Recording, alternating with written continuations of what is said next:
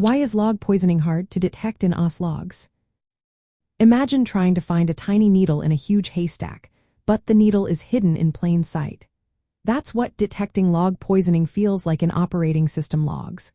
Log poisoning happens when someone injects false or misleading entries into log files. These entries can look just like normal logs, making it tricky to spot the tampering. Operating system logs are meant to record all system events, from login attempts to errors. Because they are designed to include everything, attackers can hide malicious entries among legitimate ones. They often craft these fake logs to blend seamlessly, so it's hard to tell what's real and what's fake. Many logging systems don't check or clean the data before writing it down. This means attackers can insert special characters or code snippets that mess up the log structure. For example, they might add characters that break the log format or embed scripts that can run if the log is processed as code. This makes detection even more difficult.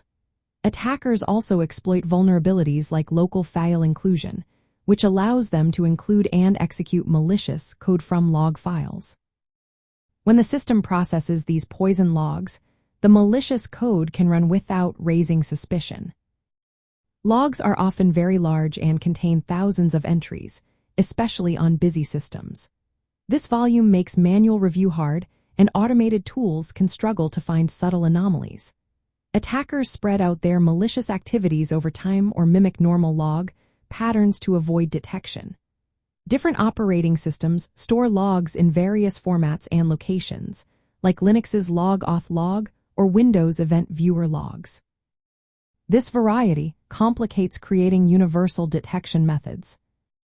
Sometimes attackers split their malicious payloads across multiple log entries or hide them in seemingly innocent entries. This obfuscation makes it even harder to track their actions. Because of all these factors, log poisoning remains a tough problem to spot quickly. To protect against this, system administrators should sanitize inputs before logging, use structured formats like JSON, restrict access to log files, and set up alerts for unusual log activity. Regularly reviewing logs with knowledge of each system's specific log structure helps catch suspicious activity early. Understanding why log poisoning is so hard to detect highlights the importance of good logging practices and vigilant monitoring in operating system management and troubleshooting.